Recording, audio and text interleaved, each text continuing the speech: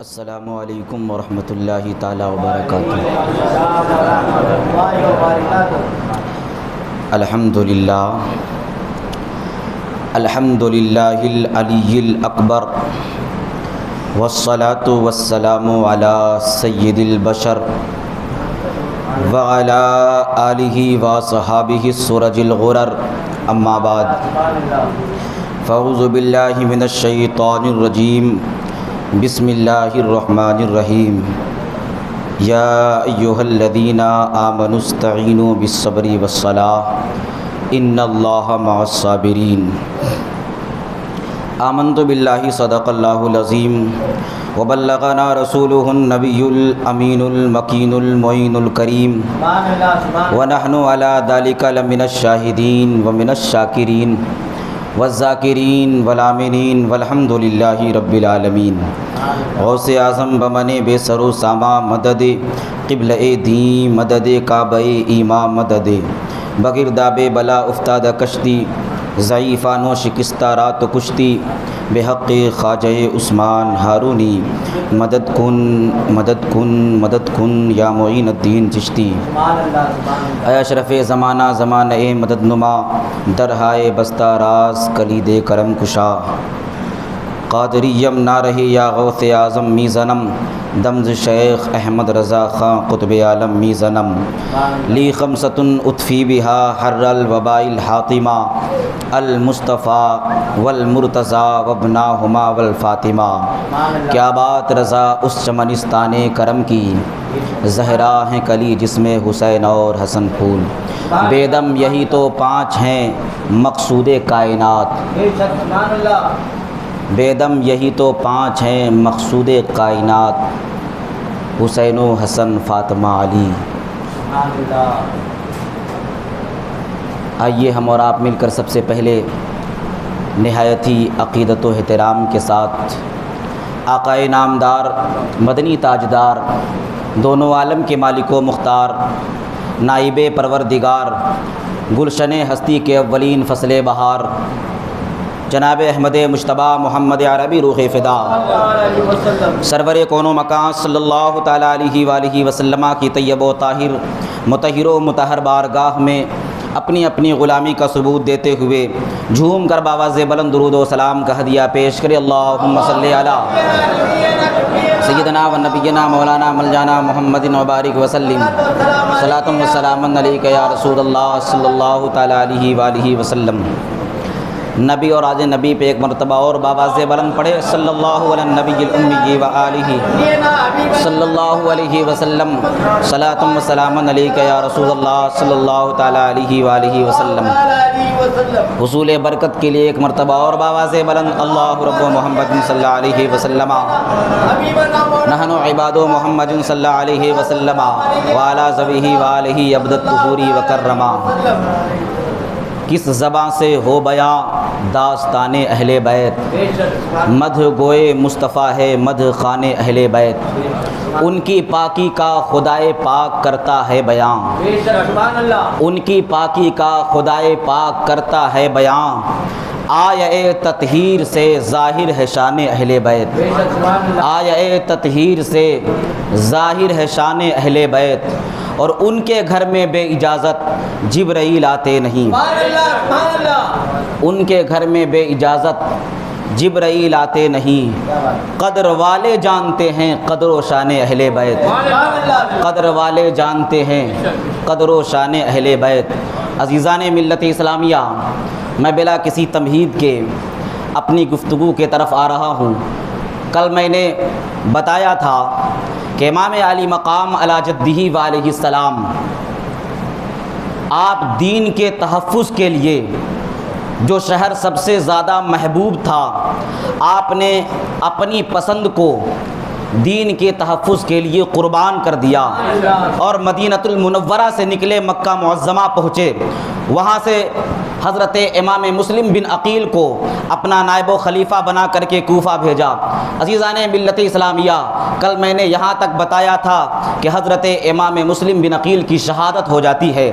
عزیزان گرامی، حضرت امام مسلم بن عقیل کی شہادت کے بعد حضرت ہانی بن عروہ جنہیں ابن زیاد نے قید کر دیا تھا، ان کی شہادت کے بعد حضرت ہانی بن عروہ کو بلاتا ہے اور جلاد کو حکم دیتا ہے کہ انہیں لے جاؤ اور بازار میں جا کر کے قتل کر دو۔ عزیزان گرامی، حضرت ہانی بن عروہ جب ساتھ میں نکلتے ہیں تو انہیں رسی سے باندھ دیا جاتا ہے اور گھسیٹتا ہوا بازار کی طرف ابن زیاد کا غلام لے کر کے جاتا ہے۔ عزیزان گرامی، اس وقت حضرت ہانی بن عروہ پکار کر کہہ رہے تھے، کہاں گئے بنی مزہج کے لوگ، آج کیوں نہیں آ رہے ہیں؟ جو لوگ میری خبر جب سنے تھے کہ ہانی بن عروہ شہید کر دیے گئے، حالانکہ میں اس وقت شہید نہ کیا گیا تھا، اس وقت قتل نہ کیا گیا تھا، وہ لوگ آ کر کے پورا گورنر ہاؤس کا گھیراؤ کر چکے تھے، لیکن آج ان کی تلواریں کہاں ہیں؟ آج وہ لوگ کہاں چھپ گئے ہیں؟ عزیزان گرامی، حضرت امام مسلم بن عقیل کی شہادت کے بعد ایسا خوف و ہراس چھا گیا تھا کوفے کی سرزمین پر، کوئی کسی کا پرسان حال نہیں تھا، کوئی کسی کا خبر لینے والا نہیں تھا۔ عزیزان گرامی، لوگ گھر سے نکلنا گوارا نہیں کر رہے تھے۔ اس وقت حضرت ہانی بن عروہ پکار کر کہہ رہے تھے، لیکن کوئی ان کو مدد کو نہیں آ رہا تھا۔ حضرت ہانی بن عروہ جب وہاں سے نکلتے ہیں، آپ نے دیکھا جب کوئی نہیں آ رہا ہے، آپ نے چلایا، ارے کوئی لاٹھی بھی نہیں ہے جس سے میں اپنا بچاؤ کر سکوں، ارے کوئی اونٹ کی ہڈی بھی نہیں ہے جس سے میں اپنی جان بچا سکوں۔ عزیزان گرامی، پھر جب ہاتھ آپ نے نکالا تھا رسی سے، پھر ظالموں نے آپ کے ہاتھ کو باندھ دیا اور بازار میں لے کر کے آپ کے سر کو قلم کر دیا۔ حضرت ہانی بن عروہ بھی شہید ہوئے۔ انا للہ و انا الیہ راجعون۔ ادھر اس کے بعد ابن زیاد کو خبر پہنچی کہ حضرت مسلم بن عقیل کے ساتھ میں ان کے دو صاحبزادے بھی آئے تھے جن کا نام محمد اور ابراہیم تھا۔ بڑی تیزی کے ساتھ میں آگے بڑھ رہا ہوں، وقت کی بہت قلت ہے۔ حضرات گرامی، حضرت ہانی بن عروہ کی شہادت کے بعد جب ابن زیاد کو خبر پہنچی کہ حضرت مسلم بن عقیل کے ساتھ میں ان کے دو صاحبزادے محمد اور ابراہیم آئے ہوئے تھے، اس نے اعلان کرایا، جو انہیں اپنے گھر میں پناہ دے گا ہم اسے سخت سزا دیں گے، لیکن جو انہیں پکڑ کر کے یہاں پر لائے گا، میرے پاس لے کر کے آئے گا، ہم انہیں انعام دیں گے۔ پیارے حبیب صلی اللہ علیہ وسلم کے نواسے دونوں صاحبزادے کو حضرت قاضی شریح کے یہاں جب حضرت امام مسلم بن عقیل گھیراؤ کرنے کے لیے گورنر ہاؤس کا جا رہے تھے، اس وقت قاضی شریح کے یہاں پہنچا دیا تھا۔ قاضی شریح کو جب یہ معلوم ہوا، قاضی شریح آتے ہیں، ان بچوں کے دونوں بچوں کے سروں پر اپنا دست شفقت رکھتے ہیں، بچے گھبرا جاتے ہیں۔ کہا، اے قاضی صاحب، آپ یہ کیا کر رہے ہیں؟ ایسا تو ہمارے خاندان میں اس وقت کیا جاتا ہے جب ہمارے خاندان میں کوئی بچہ یتیم ہو جاتا ہے، کیا میرے باپ کا سایہ میرے سر سے اٹھ گیا ہے؟ حضرت قاضی شریح کہتے ہیں، ہاں بیٹے، حضرت امام مسلم بن عقیل کو ظالموں نے شہید کر دیا ہے۔ دونوں بچے زارو قطار رونے لگتے ہیں۔ حضرت قاضی شریح کہتے ہیں، بچے یہ رونے کا وقت نہیں ہے، چلو یہ ابن زیاد نے اعلان کر دیا ہے، جو تمہیں پکڑ کے اس کے پاس پہنچائے گا اسے انعام و اکرام سے نوازا جائے گا۔ قاضی شریح کہتے ہیں کہ چلو، باب العراقین سے ایک قافلہ مدینہ المنورہ کی طرف روانہ ہونے والا ہے، میں تمہیں اپنے بیٹے اسد کے ساتھ میں بھیج دیتا ہوں، وہ تمہیں باب العراقین پہنچا دے گا، وہاں سے آپ مدینہ منورہ قافلہ کے ساتھ ہو کر کے چلے جاؤ گے۔ حضرات گرامی، حضرت قاضی شریح اپنے بیٹے اسد کے ساتھ میں محمد ابراہیم دونوں بچے کو بھیجتے ہیں۔ باب العراقین جب اسد لے کر کے پہنچتا ہے تو قافلہ وہاں سے نکل چکا تھا۔ جب وہاں سے معلوم ہوا تو کہا، ابھی تھوڑی دیر پہلے قافلہ نکلا ہے۔ جب وہاں سے دوڑتے ہوئے دونوں بچے اسد کے ساتھ ساتھ جانے لگے، راستے میں گرد و غبار نظر آیا قافلہ کا۔ جب گرد و غبار نظر آتا ہے، وہ اسد کہتا ہے دونوں بچوں سے کہ جاؤ دیکھو، قافلہ زیادہ دور نہیں نکلا ہے، ابھی سامنے قافلہ نظر آ رہا ہے، جاؤ تم ان سے مل جاؤ اور مدینہ منورہ پہنچ جانا۔ دونوں بچے ننھے قدموں سے دوڑتے ہوئے جاتے ہیں۔ حضرات گرامی، یہ وہ بچے ہیں جو زمین میں نہیں چلا کرتے تھے، صحابہ کرام اپنے گود میں اٹھایا کرتے تھے، صحابہ کرام اپنے گود میں اٹھا کر کے انہیں لیا کرتے تھے۔ حضرات گرامی، یہ دو ننھے بچے قاضی شریح کے بیٹے نے جب کہا ہے، دوڑتے ہوئے جاتے ہیں، کچھ دور چلے تھے کہ وہ قافلہ غائب ہو جاتا ہے، گرد و غبار ختم ہو جاتا ہے، وہ دونوں بچے سہم جاتے ہیں، آپس میں گلے مل کر کے رونے لگتے ہیں۔ ادھر ابن زیاد نے سپاہیوں کو لگا دیا تھا۔ تھوڑی دیر کے بعد چند سپاہی پہنچ جاتے ہیں، دونوں بچے کو پا لیتے ہیں اور وہ دونوں بچے کو لا کر کے ابن زیاد کے حوالے کرتے ہیں۔ ابن زیاد دونوں بچے محمد اور ابراہیم کو قید کر دیتا ہے جیل میں۔ حضرات گرامی اب آپ آگے دیکھیں اور غور کریں، وہ دونوں ننھے ننھے بچے ہیں، جب جیل میں قید کر دیتا ہے، جیل کا داروغہ مشکور نامی ہے جو محب اہل بیت تھا، اہل بیت نبوت سے محبت کرنے والا تھا۔ حضرات گرامی جب مشکور نامی داروغہ کو خبر ملتی ہے یہ دونوں ننھے ننھے بچے مسلم ابن عقیل کے ہیں، تو وہ سوچتا ہے کسی بھی طریقے سے چاہے کچھ بھی کرنی پڑے، میری جان بھی چلی جائے لیکن ہم یہ دونوں بچے کو بچا کر کے رہیں گے۔ مشکور نے دونوں بچے کو جب رات کی تاریکی چھا جاتی ہے، ڈیوٹی اس کی ختم ہوتی ہے، دونوں بچے کو جیل سے لے کر کے ابن زیاد سے چھپا کر کے اپنے گھر میں لے کر کے مشکور جاتے ہیں، اور جانے کے بعد بچوں کو کھلایا پلایا، سجایا سنوارا، اور اس کے بعد آپ نے کہا تمہارا یہاں رہنا ٹھیک نہیں ہے، لہٰذا تمہیں میں قادسیہ کے راہ پر لے جا کر کے شہر کے باہر چھوڑتا ہوں، اور یہ انگوٹھی رکھ لو، جب تم قادسیہ پہنچنا وہاں کا کوتوال میرا بھائی ہے، اسے بتانا، وہ تمہیں صحیح سلامت مدینہ المنورہ پہنچا دے گا۔ مشکور نے انگوٹھی دی اور اس کے بعد قادسیہ کے راہ پر لا کر کے چھوڑا۔ وہ دونوں بچے اپنے ننھے ننھے قدموں سے جاتے ہیں، لیکن جب رات کی تاریکی چھا جاتی ہے بچے دوڑتے ہیں، پاؤں پر چھالے پڑ جاتے ہیں، پاؤں سے خون کے فوارے نکلتے ہیں۔ حضرات گرامی دیکھو تو صحیح، وہ ننھے ننھے پھول سے بچے ہیں، وہ آگے بڑھتے ہیں، لیکن جب صبح کی سفیدی نمودار ہوتی ہے تو کیا دیکھتے ہیں کہ ہم جہاں سے چلے تھے اسی کے ارد گرد موجود ہے۔ بچے سہم جاتے ہیں کہ پھر وہ ظالم کوئی سپاہی آئے گا ابن زیاد کا اور مجھے پکڑ کر کے لے کر کے جائے گا۔ حضرات گرامی وہ دونوں بچے ادھر ادھر دیکھتے ہیں تو کیا دیکھتے ہیں، ایک درخت کا کھوکھلا نظر آتا ہے، ایک درخت کے کھوکھلے میں آپ دونوں بچے جاتے ہیں اور جانے کے بعد وہاں پر بیٹھ جاتے ہیں۔ حضرات گرامی دیکھا آپ نے وہ دونوں ننھے ننھے بچے جب اسی علاقے کے ارد گرد نظر آتے ہیں، آپ نے اپنے بچاؤ کے لیے جگہ تلاش کی، ایک درخت کا کھوکھلا ملا، آپ وہاں پر جا کر کے بیٹھ جاتے ہیں۔ اس کے بعد ایک لونڈی آتی ہے پانی بھرنے کے لیے، وہاں پر کنواں موجود تھا۔ جب وہ لونڈی دونوں بچے کو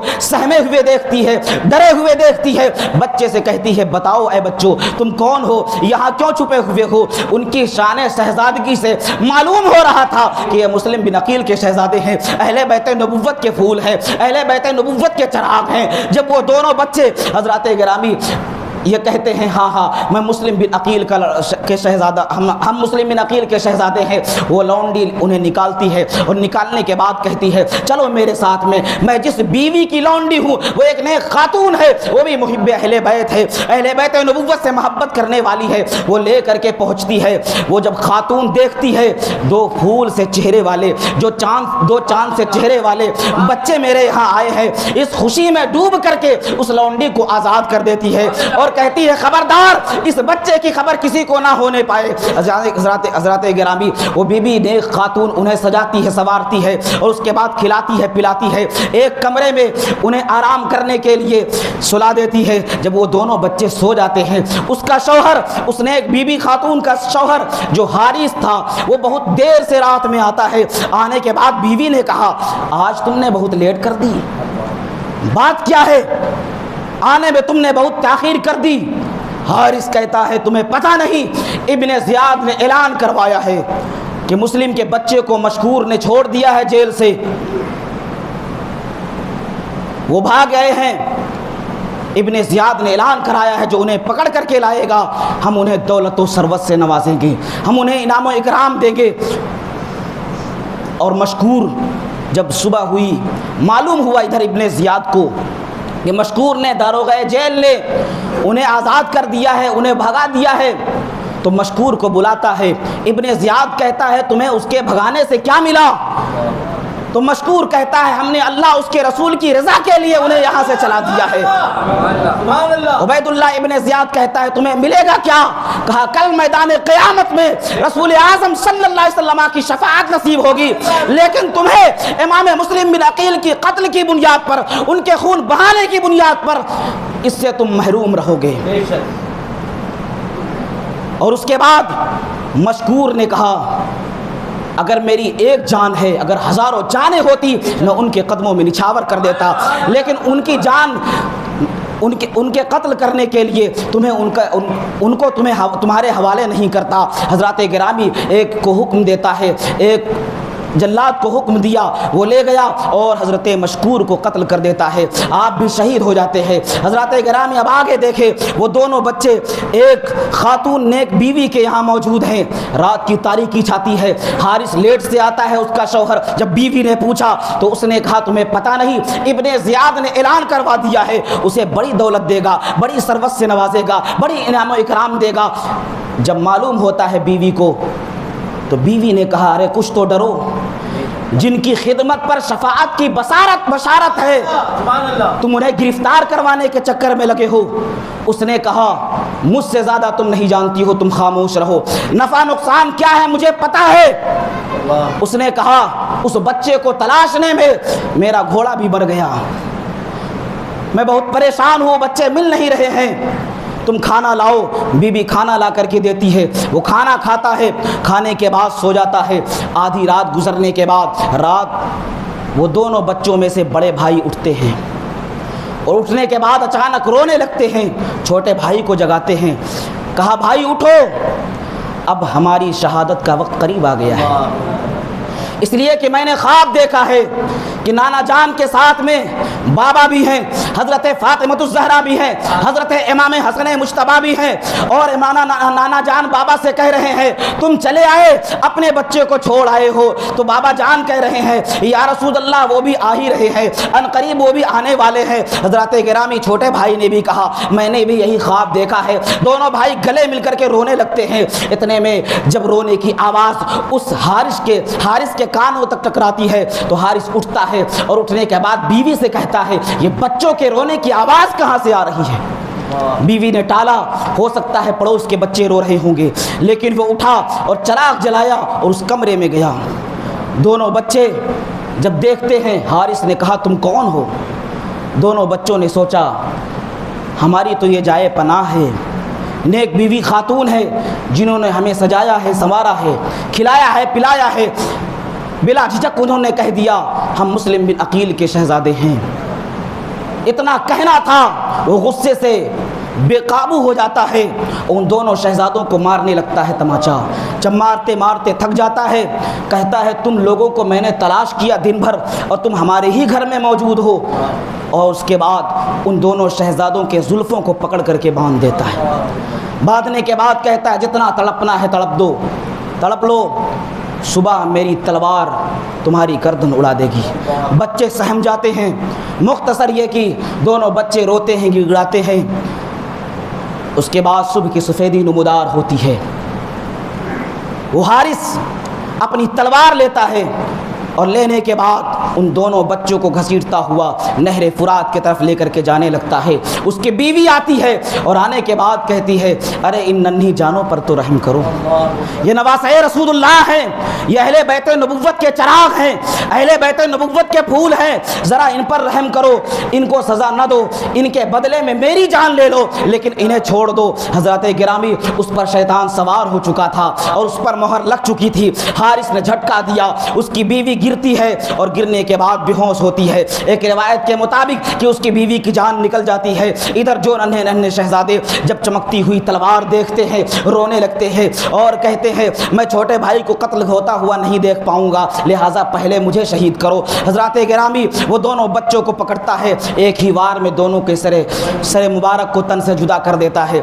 انا للہ و انا الیہ راجعون۔ اور اس کے بعد نہر فرات میں آپ کے جسم اطہر کو ڈال دیتا ہے، دونوں شہزادوں کے سر مبارک کو لے کر کے ایک تھیلے میں رکھتا ہے اور ابن زیاد کے پاس پہنچتا ہے۔ ابن زیاد کے پاس پہنچنے کے بعد ابن زیاد سے کہتا ہے لاؤ انعام و اکرام جو میرے لیے ہے۔ کہا کیسے؟ کہا میں نے تمہارے دشمن کا سر کاٹ کر کے لایا ہے۔ کہا کیسا دشمن؟ کہا مسلم بن عقیل کے دونوں شہزادوں کا سر لے کر کے آیا ہوں۔ ابن زیاد بھڑک اٹھا، ارے میں نے تو یزید کو یہ خط لکھا ہے کہ وہ دونوں میرے قبضے میں ہے، اگر وہ زندہ مجھ سے منگوا لے گا تو میں کیا کہوں گا؟ حضرات گرامی ابن زیاد ایک کو حکم دیتا ہے کہ اسے بھی لے جا کر کے قتل کر دو۔ دیکھا آپ نے علامہ جلال الدین امجدی علیہ رحمت و رضوان اپنی کتاب میں اس واقعے کے بعد یہ شعر لکھتے ہیں نہ خدا ہی ملا نہ وصال صنم، نہ ادھر کے رہے نہ ادھر کے رہے۔ اہل بیت نبوت کی شان میں جو گستاخی کرتا ہے، انہیں تڑپاتا ہے، اس کا انجام کیا ہوتا ہے دیکھو۔ حضرات گرامی، ادھر امام مسلم بن عقیل کی جس دن شہادت ہوئی، اسی دن حضرت امام مسلم بن عقیل کا خط ادھر امام عالی مقام کے پاس پہنچتا ہے، اور امام عالی مقام مکۃ المکرمہ سے کربلا کی جانب جانے کے لیے تیار ہوتے ہیں۔ حقیقت میں کربلا تھا، لیکن بظاہر کوفہ جانے کا ارادہ۔ آپ دیکھیں اور غور کریں، تمام صحابہ کرام کو جب خبر ملتی ہے، حضرت عبداللہ ابن زبیر، حضرت عبداللہ ابن عباس، حضرت ابو سعید خدری، حضرت ابو واقد لیثی، ان تمام اکابر صحابہ تشریف لاتے ہیں، عرض کرتے ہیں نواسے رسول اللہ اپنا جائیں۔ امام علی مقام امام حسین رضی اللہ المولا تبارک و تعالی عنہ ارشاد فرماتے ہیں، دیکھو اب کوئی عذر نہ باقی رہا، مسلم بن عقیل کا خط بھی آ گیا ہے، وہاں کے حالات سازگار ہیں، ابھی آپ کو خبر نہیں ہوئی تھی وہاں کے حالات کے بارے میں، آپ وہاں سے نکلنا چاہتے ہیں اور اپنے گھر والوں سے کہتے ہیں سامان کی تیاری کرو اور نکل چلو یہاں سے۔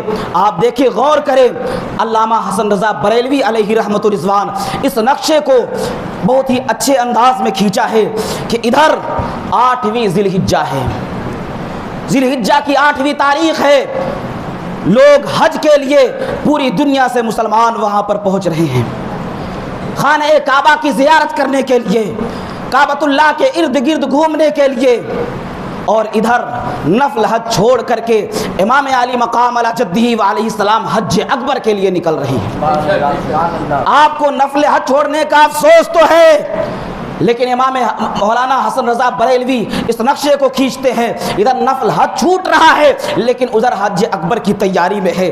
ادھر جو ہے 10ویں ذی الحجہ کو مینا کے میدان میں بکرے اور مینڈے قربانی ہوں گے، ذبح کیے جائیں گے، ادھر 10 محرم ہوگی اور 10 محرم کو علی اکبر کو شہید کیا جائے گا، حضرت قاسم کو شہید کیا جائے گا، حضرت علی اصغر کو شہید کیا جائے گا۔ ادھر 10 ذی الحجہ ہے، ادھر 10 محرم ہے۔ حضرت مولانا حسن رضا بریلوی کہتے ہیں ادھر جب مینا کے وادی سے لوگ واپس آتے ہیں تو مینا ویران ہو جاتا ہے، لیکن ادھر جب تک حضرت امام علی مقام میدان کربلا میں نہیں پہنچے تھے اس وقت تک میدان کربلا ویران تھا، لیکن جب امام علی مقام پہنچے ہیں تو ایسا آباد فرما دیا ہے کہ آج لوگوں دیوانوں کا ہجوم بنا رہتا ہے۔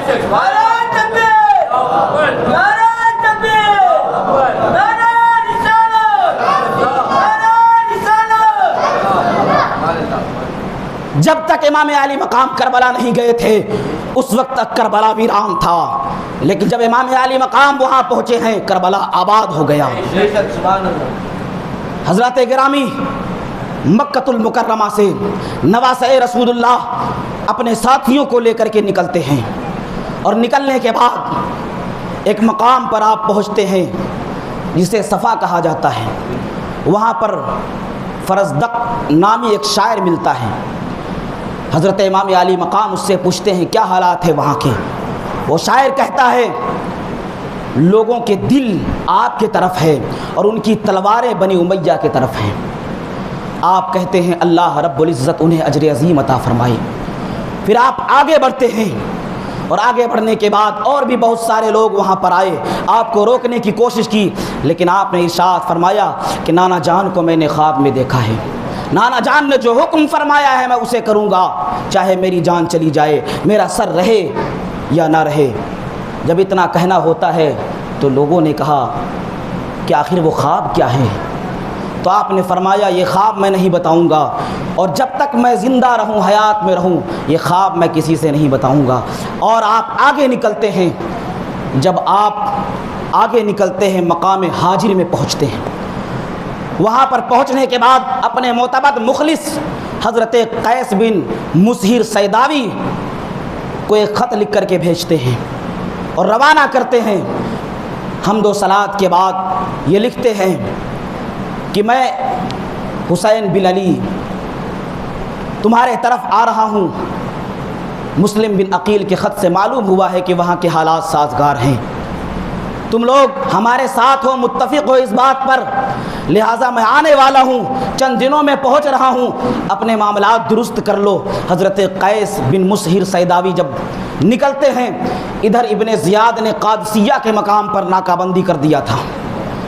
جب ناکہ بندی کیا تو حضرت قیس بن مسہر سیداوی وہاں پہنچتے ہیں، ظالموں نے انہیں پکڑ کر کے ابن زیاد کے پاس پہنچا دیا۔ ابن زیاد کے پاس جب حضرت قیس پہنچتے ہیں تو حضرت قیس سے ابن زیاد کہتا ہے کہ تم قاصد بن کر کے آئے ہو حسین بن علی کا، ایسا کرو کہ تم چھت کے اوپر چڑھو، اور چڑھنے کے بعد حسین بن علی کے حوالے سے گالیاں دو۔ حضرت قیس جو محب اہل بیت تھے، اہل بیت نبوت کے شیدائی تھے، وہ چھت کے اوپر چڑھے، موقع کو غنیمت جانا، اور حمد و صلات کے بعد آپ نے فرمایا اس سرزمین پر نواسہ رسول اللہ اگر کوئی ہے تو وہ حسین ابن علی ہے،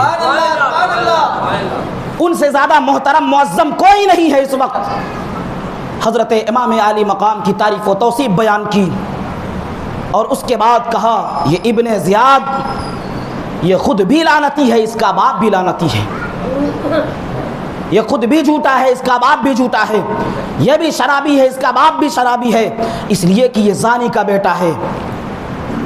آپ نے جب کہا ہے وہ آگ بگولا ہوا، کسی کو حکم دیا کہ ان کا سر قلم کر دو، حضرت قیس کو بھی شہید کر دیا جاتا ہے، اور شہید کرنے کے بعد انہیں اوپر سے نیچے پھینک دیا جاتا ہے، ان کی ہڈیاں چکنا چور ہوتی ہے۔ اس طرح حضرت قیس کی بھی شہادت ہو جاتی ہے۔ انا للہ و انا الیہ راجعون۔ ابھی حضرت امام حسین رضی اللہ المولا تبارک و تعالیٰ عنہ اور آگے بڑھتے ہیں۔ ابھی حضرت امام مسلم بن عقیل کی خبر نہ پہنچی تھی، لیکن جب آپ آگے بڑھتے ہیں اور معلوم سالبیہ میں پہنچتے ہیں تو بکیر کے ذریعے آپ کو حضرت امام مسلم بن عقیل کے حوالے سے خبر پہنچتی ہے کہ کوفہ والوں نے دغابازی کی ہے، غداری کی ہے، مسلم بن عقیل اور حضرت ہانی بن عروہ کو شہید کر دیا ہے۔ آپ نے پڑھا انا للہ و انا الیہ راجعون، اور اس کے بعد چند لوگوں کو بتایا۔ پھر کچھ آگے بڑھتے ہیں، مقام زبالہ میں پہنچتے ہیں، اور وہاں پر جب لوگ اکٹھا ہوتے ہیں تو آپ لوگوں کے درمیان خطاب کرتے ہیں، خطبہ ارشاد فرماتے ہیں اور بتاتے ہیں کہ ظالموں نے غداری کی ہے اور میرے معتمد میرے نائب مسلم بن عقیل کو شہید کر دیا ہے، حضرت ہانی بن عروہ کو بھی شہید کر دیا ہے، لہٰذا اے اولاد عقیل مسلم بن عقیل کی شہادت کافی ہے، تم اگر جانا چاہو تو جا سکتے ہو، میں کسی کو روکوں گا نہیں۔ حضرت امام علی مقام حضرت امام حسین رضی اللہ المولا تبارک و تعالیٰ عنہ جب یہ کہتے ہیں، سارے لوگوں نے بیک زبان کہا اے امام حسین ہم بھی وہاں جائیں گے، اور جانے کے بعد مسلم کے قاتلوں کو انجام تک پہنچائیں گے، ہم یہاں سے واپس نہیں جائیں گے، ہم آپ کے بعد زندہ نہیں رہنا چاہتے ہیں، ہم اپنی جانوں کو آپ پر قربان کرنے کے لیے تیار ہیں۔ حضرات گرامی، پھر آپ آگے بڑھتے ہیں۔ دوسرے دن آگے بڑھنے کے بعد جب آپ کوہ ذی حشم میں پہنچتے ہیں، کوہ ذی حشم میں پہنچنے کے بعد خیمے لگ جاتے ہیں۔ خیمے لگنے کے بعد کچھ دیر ہوتا ہے کہ ایک قافلہ آتا ہوا دکھائی دیتا ہے۔ وہ قافلہ کس کا تھا؟ وہ حر بن یزید تمیمی کا تھا۔ اس کی سرگردگی میں ابن زیاد نے 1500 کا لشکر بھیجا تھا۔ جب حر کو آتے ہوئے دیکھا امام علی مقام نے، دوپہر کا وقت تھا، چلچلاتی دھوپ تھی، لوگ ہانپ رہے تھے۔ امام علی مقام نے کہا معاملہ کیا ہے؟ تمہارے جانور بھی ہانپ رہے ہیں، تم لوگ ایسا محسوس ہو رہا ہے بہت تھکے ہوئے ہو، بہت دوڑتے ہوئے چلے آ رہے ہو۔ اس نے کہا ہاں، ابن زیاد نے کہا تھا جب تک حسین بن علی نہ ملے کہیں ٹھہرنا نہیں، ہم کہیں ٹھہرے نہیں، ڈائریکٹ یہاں آ رہے ہیں۔ امام علی مقام نے اپنے ساتھیوں سے کہا ان سب کو پانی پلاؤ۔ دیکھو سخی ابن سخی کی سخاوت۔ حضرت امام علی مقام نے کہا ان سب کو پانی پلاؤ۔ ساتھیوں نے پانی پلایا۔ ظہر کا وقت قریب آ گیا، ظہر کا وقت ہوا۔ ظہر کا وقت ہونے کے بعد اذان پڑھی گئی۔ اس کے بعد حضرت امام علی مقام نے ارشاد فرمایا اے حر، تم اپنی نماز الگ پڑھو گے یا ہمارے ساتھ میں پڑھو گے؟ حر نے کہا نہیں، آپ امامت فرمائے، ہم سب آپ کے پیچھے پڑھیں گے، آپ کی اقتداء میں نماز پڑھیں گے یہاں تک کہ ظہر کی نماز ہوتی ہے۔ اس کے بعد امام عالی مقام خطبہ ارشاد فرماتے ہیں۔ حمد و صلات کے بعد آپ نے ارشاد فرمایا میں خود سے نہیں آیا ہوں، خطوط بھیج کر کے مجھے بلایا گیا ہے، اور اے حر سنو، 150 سے زیادہ خطوط پہنچے ہیں، تب میں آیا ہوں تاکہ یہاں کے لوگوں کو راہ راست پر لاؤں، حق کی دعوت دوں۔ حر نے کہا مجھے معلوم نہیں ہے، ہم ان میں سے نہیں ہیں جو یہ خطوط بھیجے ہیں۔ تو حضرت امام علی مقام نے سارے خطوط اس کے سامنے انڈیل دیے، دیکھو یہ سارے خطوط موجود ہے۔ حر نے کہا میں آپ سے لڑنا نہیں چاہتا، مجھے تو صرف یہ حکم دیا گیا ہے ابن زیاد کی طرف سے کہ میں جہاں پر آپ کو دیکھوں آپ کو گرفتار کر کے ابن زیاد کے پاس لے کر کے آؤں۔ حضرت امام علی مقام نے کہا ایسا نہیں ہو سکتا، اگر تم میرا آنا پسند نہیں کرتے ہو تو مجھے واپس چلے جانے دو، میں جہاں سر کے آیا ہوں۔ حضرت امام علی مقام علی جدہ علیہ السلام نے گفتگو کی، سب خاموش رہے، کوئی کچھ نہیں کہا، آپ اپنے خیمے میں چلے گئے۔ اس کے بعد حضرت امام علی مقام عصر کا وقت ہوا، آپ تشریف لائے، پھر اذان پڑھی گئی اور پھر اس کے بعد عصر کی نماز ہوئی۔ عصر کی نماز کے بعد آپ نے پھر خطبہ ارشاد فرمایا، حر سے کہا اگر تم میرا آنا پسند نہیں کرتے ہو تو مجھے واپس چلے جانے دو۔ تو حر نے کہا جب تک یزید کا حکم نہیں آ جاتا ہم آپ کو روکے رہیں گے، یہاں سے جانے نہیں دیں گے۔ عزیزان گرامی، اتنے میں یزید کا حکم نامہ آتا ہے،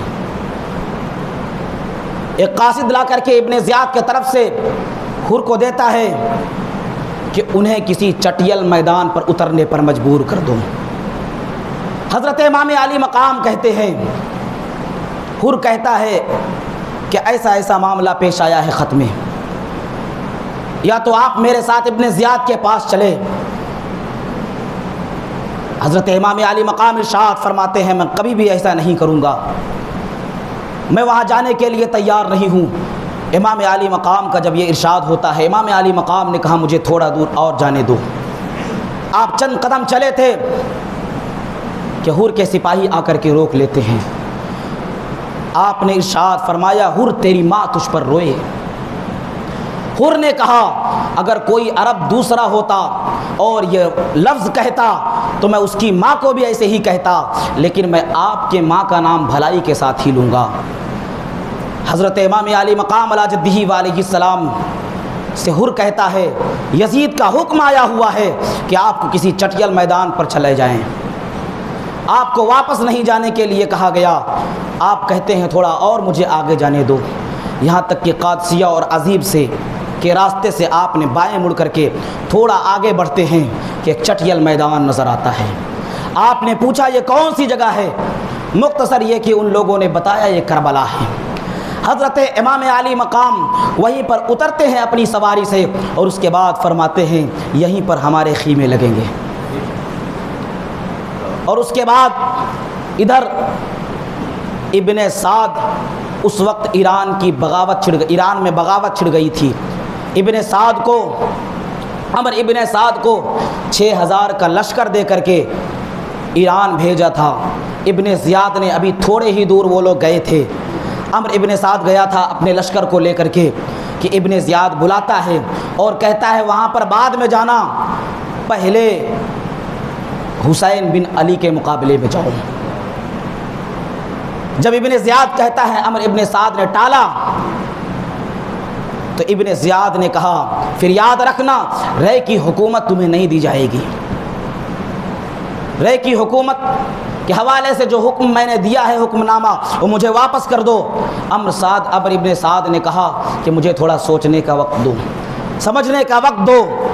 ایک دن کا وقت لیا عمر ابن سعد، اور لینے کے بعد دنیاوی لالچ میں آ کر کے، دنیاوی مال و متاع کے لالچ میں آ کر کے، دنیاوی دولت و ثروت کے لالچ میں آ کر کے وہ تیار ہو گیا اور وہی 6000 کا لشکر جو ایران لے کر کے جا رہا تھا حضرت امام علی مقام کی طرف آیا۔ ابن سعد جب یہاں پہنچتا ہے، پہنچنے کے بعد ایک شخص کو بھیجا امام علی مقام سے بات کرنے کے لیے۔ مختصر یہ کہ امام علی مقام نے فرمایا میں ابن سعد سے بات کرنا چاہتا ہوں۔ رات کے وقت 20 افراد ادھر سے اور 20 افراد ادھر سے آئے اور ایک مقام پر دونوں کو کھڑا کر دیا گیا، دونوں طرف کے لوگوں کو، اور امام علی مقام تنہا اور ادھر تھے ابن سعد تنہا ایک مقام پر، یعنی اسی پر تھوڑی دور جا کر کے آپ نے گفتگو فرمائی۔ آپ نے ارشاد فرمایا اگر میرا آنا تمہیں قبول نہیں ہے تو مجھے یا تو واپس جانے دو میں جہاں سے آیا ہوں، یا پھر کسی سرحدی علاقے میں جانے دو، وہاں پر میں اپنا گزارا کر لوں گا۔ اتنا امام علی مقام علی جدہ علیہ السلام کیوں فرما رہے تھے؟ انہیں تو سب معلوم تھا، لیکن آپ اتمام حجت فرما رہے تھے اور یزیدیوں کو بے نقاب کر رہے تھے کہ دیکھو یہ سارے کے سارے معاملات جو ہو رہے ہیں ظلم و زیادتی کے، یہ سب کے سب یزیدیوں کے طرف سے ہو رہے ہیں، یہ سب کے سب ابن زیاد کے طرف سے ہو رہے ہیں۔ آپ یزیدیوں کو بے نقاب فرما رہے تھے۔ تیسری بات آپ نے فرمائی کہ یا تو پھر یزید کے پاس مجھے لے چلو ملک شام، میں خود جا کر کے اپنا معاملہ طے کروں گا۔ ابن سعد نے سوچا کہ صلح سے کام ہو جائے گا، اس نے خط لکھا ابن زیاد کے پاس اور کہا کہ دیکھو جنگ کرنے کی ضرورت نہیں ہے، لڑائی کرنے کی ضرورت نہیں ہے، حسین بن علی کہہ رہے ہیں یہ 3 باتیں، تینوں میں سے کوئی ایک قبول کر لو، جنگ کرنے کی ضرورت نہیں ہے، لڑائی کرنے کی ضرورت نہیں ہے۔ تینوں باتیں لکھی اور آخر میں اپنی رائے لکھی اور اس کے بعد ایک قاصد کے ذریعے سے بھیجا۔ ابن زیاد نے سوچا معاملہ ٹھیک ہے، جنگ کرنے کی نوبت نہیں آئے گی، لیکن وہاں پر شمر ذی الجوشن موجود تھا، جسے کوڑ کا مرض تھا، وہ کوڑی تھا، وہ خبیث کھڑا ہوتا ہے اور کہتا او ابن زیاد اگر آج تو نے جانے دیا، آج تو نے چھوڑ دیا تو تیری کمزوری کا ڈنکا پورے کوفے میں بجے گا، تو کمزور مانا جائے گا، ذلت و رسوائی کا سامنا تمہیں کرنا پڑے گا اور وہ طاقتور مانے جائیں گے۔ اتنا سننا تھا ابن زیاد اس کی باتوں میں آتا ہے اور آنے کے بعد کہتا ہے تم ٹھیک کہہ رہے ہو۔ ابن زیاد ایک خط لکھتا ہے اور اس میں خط لکھنے کے بعد ابن سعد سے کہتا ہے کہ تمہیں اس لیے نہیں بھیجا کہ تم ان سے صلح کرو اور ان کے نجات کے لیے سامان مہیا کرو، تمہیں اس لیے بھیجا ہے کہ یا تو انہیں کہو کہ یزید کی بیعت کر لے یا تو لڑائی کرنے کے لیے تیار ہو جائیں، اور اگر تم سے نہ ہو سکے تو شمر ذی الجوشن جا رہا ہے، اس کے حوالے پورا لشکر کر دو۔ شمر ذی الجوشن لے کر کے وہاں پر پہنچتا ہے۔ حضرات گرامی پہلی بار میں 6000 لشکر، پھر 4000 لشکر، اسی طرح سے امام یافعی رحمۃ اللہ تعالی علیہ فرماتے ہیں 22000 کا لشکر جرار وہاں پر موجود ہوا۔ ابن زیاد کی طرف سے آپ غور کریں، کہاں یہ 72 نفوس قدسیہ، ایک روایت کے مطابق 82 نفوس قدسیہ، 1 گنا 2 گنا نہیں، 100 گنا نہیں، اس سے بھی زیادہ 22000 کا لشکر جرار بھیجا ہے۔ کتنا خوف تھا، کتنا ڈر تھا، اس لیے کہ بدر و احد میں بنو ہاشم کے بہادری اور شجاعت کو دیکھ چکا تھا، سبحان اللہ، اسے معلوم تھا۔ جب 22000 کا لشکر پہنچتا ہے، شمر ذی الجوشن پہنچتا ہے، ابن سعد سے کہتا ہے، ابن سعد نے کہا میری بات ابن زیاد مان لیتا، مجھے لگتا ہے تو ہی نے بھڑکایا ہے، تو ہی ورغلایا ہے۔ شمر ذی الجوشن نے کہا اگر تم لڑائی کرنے کے لیے تیار ہو تو ٹھیک ہے، ورنہ ابن زیاد نے حکم دیا ہے کہ پہلے تیرا سر کاٹ کر کے میں ابن زیاد کے پاس بھیجوں۔ عمرو ابن سعد جو دنیا کی لالچ میں آ چکا تھا، شیطان سوار تھا، اس نے کہا نہیں میں اس کام کو کروں گا۔ حضرات گرامی، حضرت امام علی مقام علی جدہ علیہ السلام، رات کی تاریکی ہوتی ہے، آپ تلوار پر ٹیک لگا کر کے بیٹھ جاتے ہیں، گھٹنوں پر سر رکھ کر کے۔ اتنے میں آپ نے خواب میں دیکھا کہ نانا جان خواب میں تشریف لاتے ہیں اور ارشاد فرماتے ہیں حسین صبر کرو، بہت جلد تم مجھ سے ملنے والے ہو۔ اتنے میں کیا ہوتا ہے، ادھر یزیدی لشکر کی طرف نقل و حرکت ہوتی ہے، آوازیں بلند ہوتی ہے۔ حضرت امام علی اکبر، حضرت زینب آتی ہے، کہتی ہے اپنے بھائی حسین بن علی سے، اے حسین بن علی معلوم ہوتا ہے کہ یزیدی لشکر بہت قریب سے آ رہے ہیں، ایسا لگتا ہے کہ حملہ کرنے کے لیے آ رہے ہیں۔ حضرت امام عباس کو بھیجا امام علی مقام نے کہ جاؤ دیکھو معاملہ کیا ہے۔ حضرت عباس گئے، جانے کے بعد پوچھا معاملہ کیا ہے، کہا یا تو بیعت کر لو یا تو پھر لڑنے کے لیے تیار ہو جاؤ۔ حضرت عباس سے ظالموں نے کہا تم نے سوچا کیا ہے، اب کرنا کیا ہے؟ حضرت عباس کہتے ہیں سوچنا کیا ہے، سمجھنا کیا ہے؟ یہ نبی کے خاندان کے لاڈلے ہیں جو ایک بار کہہ دیتے ہیں ہم نے کہہ دیا ہاتھ نہیں دیں گے، تو پھر ان لوگوں نے کہا تو لڑنے کے لیے تیار ہو جاؤ۔ حضرت امام علی مقام کی بارگاہ میں حضرت عباس آتے ہیں، کہتے ہیں ان لوگوں نے کہا ہے یا تو بیعت کر لو یا تو پھر لڑنے کے لیے تیار ہو جاؤ۔ حضرت امام علی مقام کہتے ہیں جاؤ ان سے کہو کہ ایک رات کی مہلت دے دو، آج شب عاشورہ ہے جو کل رات آنے والی ہے، 9 تاریخ گزر کر کے رات 10ویں کی شب جسے شب عاشورہ کہا جاتا ہے، اور دوسرے دن جمعہ کا دن تھا۔ امام علی مقام فرماتے ہیں ایک رات کی مہلت مانگو تاکہ ہم سب اللہ کی بارگاہ میں توبہ استغفار کر لیں۔ سبحان اللہ سبحان اللہ۔ حضرت عباس جاتے ہیں اور کہتے ہیں جنگ کل صبح شروع ہوگی، آج ایک رات کی مہلت ہمیں دے دو۔ ان لوگوں نے کہا ٹھیک ہے۔ حضرت امام علی مقام علی جدہ و علیہ السلام اپنے تمام ساتھیوں کو اکٹھا کرتے ہیں، اکٹھا کرنے کے بعد آپ ارشاد فرماتے ہیں اے میرے ساتھیوں، میں یہ سمجھتا ہوں کہ میرے ساتھی سے زیادہ وفادار کسی کا ساتھی نہیں ہوگا، سبحان اللہ سبحان اللہ۔ تم لوگوں سے زیادہ وفادار کوئی نہیں ہے، لہٰذا اگر تم جانا چاہتے ہو تو جا سکتے ہو، اس لیے کہ یہ لوگ میرے خون کے پیاسے ہیں،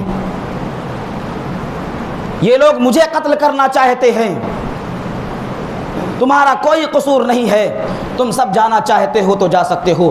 اولاد عقیل نے کہا، اولاد علی نے کہا، تمام آوان و انصار نے کہا اے نواسہ رسول اللہ، ہم آپ کے بعد زندہ نہیں رہنا چاہتے، آپ کے قدموں میں اپنی جان قربان کرنے کے لیے تیار ہے، ہم واپس لوٹ کر کے نہیں جانا چاہتے ہیں۔ آپ نے ارشاد فرمایا اگر تم یہ چاہتے ہو کہ میرے سامنے سے نہ جا سکو گے تو میں چراغ گل کر دیتا ہوں، لہٰذا چراغ بجھنے کے بعد چلے جانا۔ امام علی مقام علی جدہ و علیہ السلام چراغ گل کر دیتے ہیں، تھوڑی دیر کے لیے چراغ بجھا دی جاتی ہے، اس کے بعد کیا دیکھتے ہیں کہ سسکنے کی آوازیں آ رہی ہے، رونے کی آوازیں آ رہی ہے۔ حضرت امام علی مقام علی جدہ و علیہ السلام ارشاد فرماتے ہیں چراغ جلا دیا جائے، چراغ جلایا جاتا ہے، آپ دیکھتے ہیں سارے لوگ موجود ہیں۔ آپ نے ارشاد فرمایا مختصر یہ کہ اب خیمے جو الگ الگ تھے اکٹھا کر دیا جاتا ہے، اور خیمے کے پیچھے ایک گڑھا کھود دیا جاتا ہے، خندق کھود دیا جاتا ہے، اور خندق کھودنے کے بعد اس میں لکڑیاں بھر دی جاتی ہے تاکہ ظالم پیچھے سے حملہ نہ کر پائے، اور جنگ کے وقت میں آگ لگا دی جائے۔ حضرات گرامی خیمہ لگ جاتا ہے، اس کے بعد امام علی مقام ارشاد فرماتے ہیں جاؤ آج رات سب لوگ اپنے رب کی بارگاہ میں توبہ استغفار کر لو، ذکر و اذکار کر لو، اپنے سجدوں سے اپنی پیشانی کو سجا لو۔ اللہ رب العزت کو معلوم ہے کہ میں عبادت مجھے کتنا محبوب ہے، اللہ کی عبادت۔ اللہ کے پیارے حبیب صلی اللہ علیہ وسلم کے نواسے حضرت امام علی مقام سب کو تلقین کرتے ہیں اور خود بھی اللہ کی عبادت کرنے لگتے ہیں، آپ قرآن کی تلاوت فرماتے ہیں۔ حضرات گرامی اس کے بعد صبح کی سفیدیں نمودار ہوتی ہے، جب صبح کی سفیدیں نمودار ہوتی ہے دونوں طرف سے لشکر آمنے سامنے ہوتا ہے، لشکر کی ترتیب دی جاتی ہے۔ حضرت امام علی مقام علی جدہ و علیہ السلام کے لشکر کے دائیں طرف حضرت حبیب ابن مظاہر ہیں۔ یہ حبیب ابن مظاہر کون ہیں؟ یہ امام علی مقام کے سچے اور پکے دوست تھے، امام علی مقام کے سچے دوست تھے۔ رسول اعظم صلی اللہ تعالیٰ علیہ وآلہ وسلم حبیب ابن مظاہر سے بہت محبت کیا کرتے تھے، اس لیے کہ امام علی مقام کے بچپن کے دوست تھے۔ بائیں طرف زہیر ابن قین موجود تھے، اور علم دیا جاتا ہے حضرت عباس کو، غازی عباس کے ہاتھ میں۔ اس کے بعد حضرت امام علی مقام علی جدہ و علیہ السلام دونوں طرف کے بیچ میں آتے ہیں اور آپ ارشاد فرماتے ہیں اے لوگوں سنو، تمہیں معلوم نہیں ہے میں کون ہوں، مجھے پہچانو میں کون ہوں۔ آپ نے ارشاد فرمایا ظالموں بتاؤ کیا میں نے کبھی جھوٹ بولا ہے؟ کیا میں نے کسی کی امانت میں خیانت کی ہے؟ کہا نہیں۔ کہا بتاؤ کیا میں نے کسی کا مال غصب کیا ہے؟ کہا نہیں۔ کہا بتاؤ کیا میں نے کسی کے ساتھ ظلم کیا ہے؟ کہا نہیں۔ کہا بتاؤ کیا میں نے نماز روزے حج و زکوٰۃ سے میں نے کبھی منہ موڑا ہے؟ کہا نہیں۔ کہا بتاؤ میں نے نانا جان کی شریعت سے بغاوت کی ہے؟ کہا نہیں۔ کہا جب میں نے جھوٹ نہیں بولا، جب میں نے بغاوت نہیں کی نانا جان کی شریعت سے، جب میں نے فرائض و واجبات سے منہ نہیں موڑا، جب میں نے نانا جان کے دین میں چلا اور انہی کے طریقے پر عمل کرتا رہا، تو پھر یہ پانی بند کیوں کیا گیا؟ 3 دن پہلے 22,000 کا لشکر ہونے کے باوجود بھی انہیں صبر نہ ہوا تو 500 فوجی کا دستہ لے کر کے نہر فرات پر پہرا لگوا دیا گیا کہ ایک قطرہ پانی بھی خیمہ حسین میں نہ جانے پائے۔ حضرت امام علی مقام نے فرمایا جب میں نے شریعت سے بغاوت نہیں کی، جب میں نے کسی پر ظلم نہیں کیا، پھر میرے ساتھ ایسا سلوک کیوں کیا جا رہا ہے؟ حضرت امام علی مقام علی جدہ علیہ السلام پہلے اپنی صداقت منوا رہے ہیں اور آپ ارشاد فرماتے ہیں اے لوگو تم نے نہیں سنا نانا جان نے میرے حوالے سے کیا فرمایا؟ حسین منی وانا من الحسین، حسین مجھ سے ہے، میں حسین سے ہوں۔ جو میرا کردار ہے حسین کا کردار ہے، میرا کردار حسین کا کردار ہے، میرا قول حسین کا قول ہے، میرا خون حسین کا خون ہے۔ کیا نانا جان سے تم نے نہیں سنا؟ اگر نہیں سنا ہے تو ابھی اکابر صحابہ موجود ہیں، عبداللہ ابن زبیر موجود ہے، حضرت جابر ابن عبداللہ انصاری موجود ہے، حضرت عبداللہ ابن عباس موجود ہے، حضرت ابو سعید خدری موجود ہے، جاؤ ان سے پوچھ لو نانا جان نے کیا فرمایا تھا۔ آپ اتنا سوال ان سے کیوں کر رہے تھے؟ آپ ایک ذہن دینا چاہتے تھے اے لوگوں دیکھو میرے آقا صلی اللہ تعالی علیہ وآلہ وسلم جب میرے نانا جان تبلیغ فرما رہے تھے تو سب سے پہلے اپنے حوالے سے صداقت کی گواہی لی تھی۔ جب آپ نے کوہ صفا پر اعلان کرنے کے لیے پہنچے تھے تو آپ نے ارشاد فرمایا تھا لوگوں بتاؤ کیا میں نے کبھی جھوٹ بولا؟ کیا میں نے کسی کی امانت پر خیانت کی؟ کیا میں نے کسی کو گالی دی؟ کیا میں نے کسی کا مال غصب کیا؟ نانا جان نے ارشاد فرمایا تھا تو سارے لوگوں نے کہا تھا نہیں نہیں، آپ تو صادق الامین ہیں، آپ تو سچے ہیں، امانت دار ہیں، آپ سے زیادہ سچا یہاں پر کوئی نہیں ہے۔ تو پھر آپ نے کہا جب میں نے جھوٹ نہیں بولا ہے تو میں ایک سچی بات کہنے جا رہا ہوں کہ اللہ ایک ہے، وحدہ لا شریک ہے، اس کی عبادت کرو، یہ سچی بات ہے۔ جب آپ نے اپنی صداقت منوا لی پھر آپ نے جب اللہ کی طرف بلایا، جب حق کے راستے کی طرف بلایا تو سارے لوگوں نے دشمن بن گئے اور دشمن بننے کے بعد تیروں کی بارشیں شروع ہوئی۔ عزیزان گرامی آپ یہ ذہن دینا چاہ رہے تھے کہ جب کل میری تاریخ لکھی جائے گی تو یہ کہا جائے گا، یہ لکھے جائے گی کہ طائف میں جنہیں پتھر مارا گیا ان لوگوں نے پتھر مارا جن لوگوں نے ان کی صداقت کی گواہی دی تھی، جن لوگوں نے ان کی امانت کی گواہی دی تھی۔ امام علی مقام ذہن دے رہے ہیں کہ میرے نانا جان نے وہیں پر سے یہ ذہن دیا کہ اے نواسے رسول اللہ جب دین کی تحفظ کی باری آئے اور جب دشمن وہاں پر موجود ہو مخالف فوج تو پہلے اپنی صداقت کی گواہی لے لینا، تاکہ جب آنے والے کل میں جب انسان کوئی ہندو کوئی مسلم کوئی پارسائی جب یہ لکھے تاریخ تمہارے حوالے سے نواسے رسول اللہ امام علی مقام حسین ابن علی کے حوالے سے تو یہ لکھے کہ حسین ابن علی کو ان لوگوں نے مارا تھا جن لوگوں نے ان کی صداقت کی گواہی دی تھی، جن لوگوں نے ان کے حوالے سے امانت داری کی گواہی دی تھی۔ امام علی مقام علی جدہ علیہ السلام خطبہ ارشاد فرما رہے ہیں، آپ ارشاد فرما رہے ہیں اگر اتنا کچھ نہیں مانتے ہو تو یہ تو مانتے ہو کہ اس وقت پورب سے لے کر کے پچھم تک، مشرق سے لے کر کے مغرب تک، شمال سے لے کر کے جنوب تک نواسہ رسول اللہ میرے علاوہ کوئی نہیں ہے۔ سبحان اللہ سبحان اللہ۔ لیکن جب دیکھا کہ یزیدی فوجیوں میں کچھ لوگ رونے لگے تو شمر دل جوشن نے کہا یا تو ہاتھ دینے کے لیے تیار ہو جائے یا تو پھر لڑائی کرنے کے لیے۔ آپ اتمام حجت کیوں فرما رہے تھے؟ خطبہ دینے کے بعد آپ نے ارشاد فرمایا حل من مغیثی یغیثنا، ہے کوئی جو میری مدد کرے؟ میں نے پوچھا امام علی مقام آپ تو لڑنے کے لیے تیار تھے، ظالموں نے آپ کو 3 دن سے پیاسا رکھا تھا، پھر آپ یہ نعرہ کیوں لگا رہے تھے حل من مغیث یغیثنا، ہے کوئی جو میری مدد کرے؟ تو امام علی مقام پکار کر کہتے ہیں سنو سنو، تم نے سمجھا نہیں، حل من مغیث یغیثنا کا مطلب یہ ہے میں پاک روحوں کو دعوت دے رہا تھا، نیک روحوں کو دعوت دے رہا تھا، اس کی حقیقت وہی لوگ سمجھ رہے تھے۔ میں یہ کہنا چاہ رہا تھا ہے کوئی جو اللہ کے دین کی تحفظ کے لیے میری مدد کرے، ہے کوئی جو گردن کٹانے میں میری مدد کرے، ہے کوئی جو قرآن کی عظمت بچانے میں میری مدد کرے۔ امام علی مقام علی جدہ علیہ السلام نے جب یوں گویا ہوئے، آپ نے ارشاد فرمایا تو وہی حر جس نے آپ کا راستہ روکا تھا، حر واپس آتا ہے۔ گھوڑے کو ایڑ لگائی اور آئی، حضرت اور جناب حر آتے ہیں، ایڑ لگانے کے بعد اور آنے کے بعد قدموں میں گر جاتے ہیں، سبحان اللہ، کہتے ہیں اے نواسے رسول اللہ، مجھے معلوم نہ تھا یہ ظالم آپ کے ساتھ ایسا سلوک کریں گے، میرے گمان میں بھی نہ تھا، اگر مجھے معلوم ہوتا تو میں ایسا نہیں کرتا آپ کے ساتھ میں۔ کیا اتنا سب کچھ ہونے کے باوجود بھی آپ مجھے معاف کر سکتے ہیں؟ عزیزان گرامی دیکھو، حضرت امام علی مقام علی جدہ علیہ السلام جو سخی ابن سخی ہے، آؤ در زہرا پر پھیلائے ہوئے دامن، نسل ہے کریموں کی لجپال گھرانہ ہے۔ یہ وہ گھرانہ ہے امام علی مقام کا، یہ وہ نواسہ رسول اللہ ہیں جہاں سے کوئی بھی محروم نہیں گیا، سبحان اللہ، جو سوالی آیا اس کے سوال کو پورا کیا گیا۔ امام علی مقام علی جدہ علیہ السلام ارشاد فرماتے ہیں کیوں نہیں حر، اے حر جب تم میرے قدموں میں آ گئے ہو تو صرف امام علی مقام نے یہ نہیں کہا کہ میں نے تمہیں معاف کیا، امام علی مقام نے یہ ارشاد فرمایا جا تو جہنم سے آزاد ہو گیا۔ سبحان اللہ، حضرت حر اٹھتے ہیں، امام علی مقام سینے سے لگاتے ہیں، حضرت حر واپس پلٹتے ہیں یزیدیوں کی طرف۔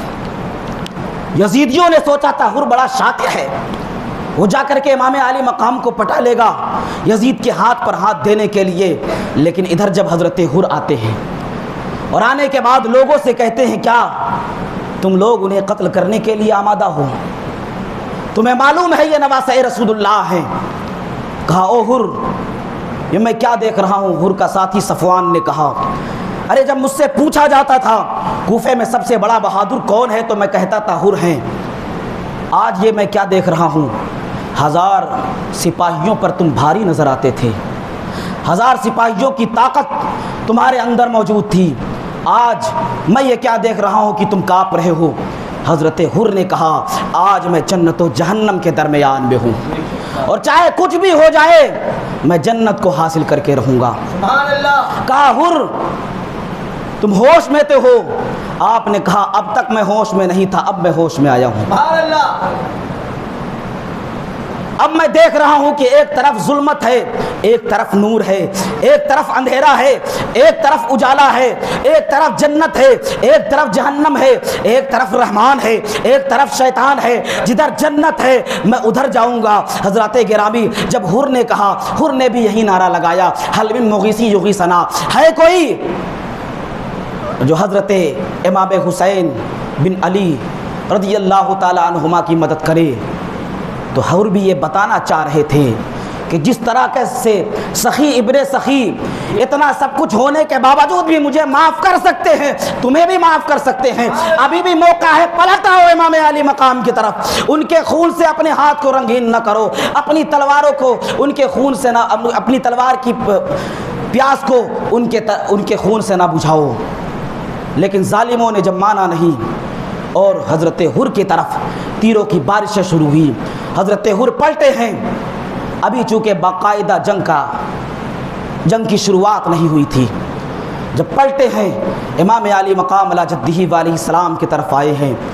اس کے بعد ادھر عمر ابن سعد نے اپنے ساتھیوں سے کہا میرے ساتھیوں گواہ ہو جاؤ، سب سے پہلا تیر جنگ کے لیے امام علی مقام کی طرف میں چلا رہا ہوں۔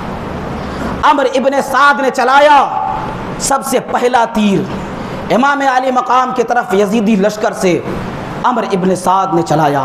جانتے ہو عمر ابن سعد کون ہے؟ یہ حضرت سعد ابن ابی وقاص کا بیٹا ہے عمر ابن سعد۔ سعد بن ابی وقاص وہ ہے کہ احد کے میدان میں جب آقا کائنات صلی اللہ علیہ وسلم کے طرف دشمنوں کی طرف سے تیروں کی بارشیں ہو رہی تھی تو آپ کبھی آگے جا رہے تھے، آپ کبھی دائیں جا رہے تھے، آپ کبھی بائیں جا رہے تھے، آپ کبھی پیچھے جا رہے تھے تاکہ تیر آئے تو میں اسے برداشت کروں، میرے آقا کو کوئی تکلیف نہ پہنچے۔ حضرات گرامی اور جانتے ہو میرے آقا صلی اللہ تعالی علیہ وآلہ وسلم تیر نکال کر کے حضرت سعد بن ابی وقاص کو دے رہے تھے، ارشاد فرما رہے تھے، کیا ارشاد فرما رہے تھے؟ آپ ارشاد فرما رہے تھے اے سعد بن ابی وقاص لو یہ تیر چلاؤ، اور آپ فرما رہے تھے، کیا ارشاد فرما رہے تھے؟ سارے صحابہ کہتے تھے میرے ماں باپ آپ پر قربان، میرے ماں باپ آپ پر قربان یا رسول اللہ، لیکن یہ سعد بن ابی وقاص وہ ہیں کہ جنہیں اللہ کے رسول نے فرمایا 7 تیر چلاؤ، میرے ماں باپ تم پر قربان، میرے ماں باپ تم پر قربان۔ وہ صحابی رسول کا نواسا، وہ صحابی رسول کا بیٹا عمر ابن سعد نے سب سے پہلا تیر چلایا، اور چلانے کے بعد جنگ کی شروعات باقاعدہ ہو جاتی ہے۔ حضرات گرامی سب سے پہلے حضرت امام عالی مقام کی طرف سے عبداللہ ابن عمیر کلبی نکلتے ہیں جنگ کے لیے۔ عبداللہ ابن عمیر کلبی جب وہ نکلتے ہیں تو ادھر سے ابن زیاد کے طرف سے یسار اور سالم آتا ہے۔ آنے کے بعد ان لوگوں نے کہا عبداللہ سے میں تمہیں پہچانتا نہیں ہوں، میں تم سے لڑنا نہیں چاہتا۔ عبداللہ ابن عمیر کلبی سے کہتا ہے سالم و یسار کہ جاؤ زہیر ابن قین کو بھیجو یا ابن مظاہر کو، حبیب ابن مظاہر کو بھیجو۔ تو عبداللہ ابن عمیر کلبی کہتے ہیں تم میرے ساتھ جنگ کرنا اپنی بے عزتی سمجھتے ہو، اتنے میں آپ آگے بڑھتے ہیں، ایک وار کرتے ہیں اور سالم کو کاٹ کر کے ڈھیر کر دیتے ہیں۔ حضرات گرامی پھر اس کے بعد ایک بعد دیگرے آتے ہیں، یہاں تک کہ حضرت عبداللہ ابن عمیر کلبی شہادت کا جام نوش کرتے ہیں۔ پہلا شہید کربلا کا حضرت عبداللہ ابن عمیر کلبی ہیں۔ یہاں پر میں آپ کو بتا دوں مؤرخین نے اپنی اپنی کتابوں میں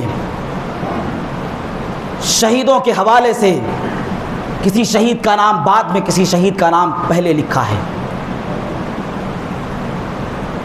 کسی میں پہلے ہے کسی میں بعد میں ہے۔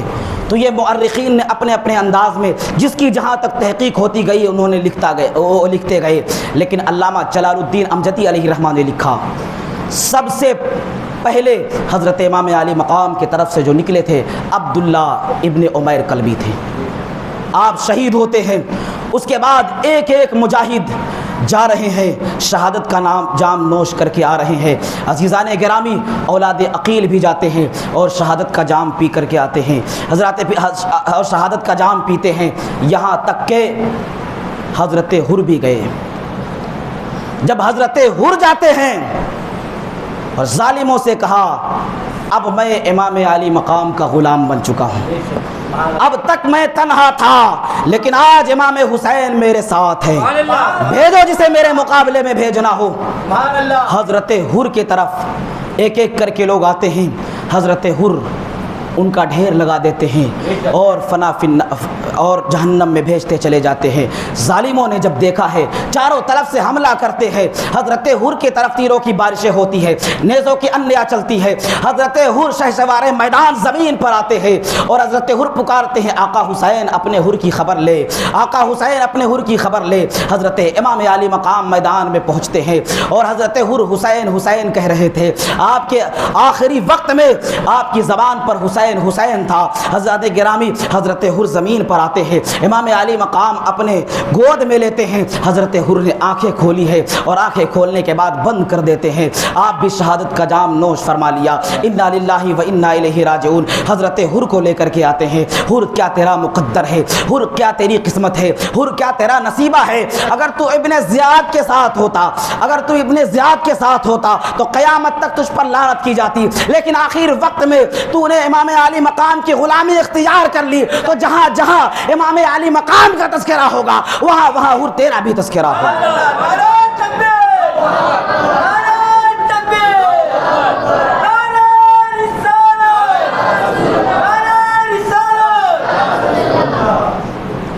حضرات گرامی حضرت حر کی شہادت ہوئی، امام علی مقام علی جدہ والی سلام لے کر کے آتے ہیں، ابر رحمت ان کے مرقد پر گہر باری کرے، حشر تک شان کریمی ناز برداری کرے۔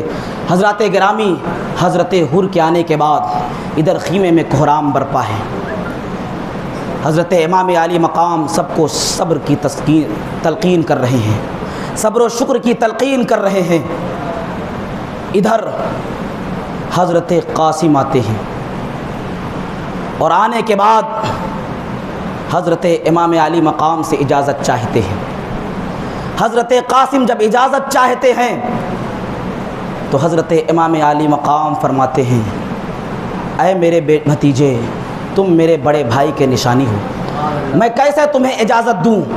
تم میرے بڑے بھائی کے نشانی ہو، جب بڑے بھائی کی یاد آتی ہے تو ہم تمہیں دیکھ لیتے ہیں۔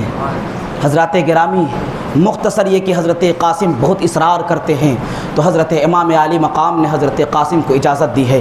حضرت قاسم میدان کی طرف جاتے ہیں اور جانے کے بعد حضرت قاسم جب میدان میں پہنچتے ہیں، آپ نے ارشاد فرمایا، سنو، میں حسن کا بیٹا قاسم ہوں، سبحان اللہ، میں حسن کا بیٹا قاسم ہوں، قاسم ابن حسن ابن علی ہوں، سبحان اللہ، بھیجو جسے میرے مقابلے میں بھیجنا ہے۔ تو ابن سعد نے کہا، ایک پہلوان سے جو بہت ہی بہادر تھا، جس کا نام ارزق بتایا جاتا ہے، ارزق سے کہا، ارزق جاؤ۔ ارزق نے کہا، ارے یہ بچے کے مقابلے میں جاؤں؟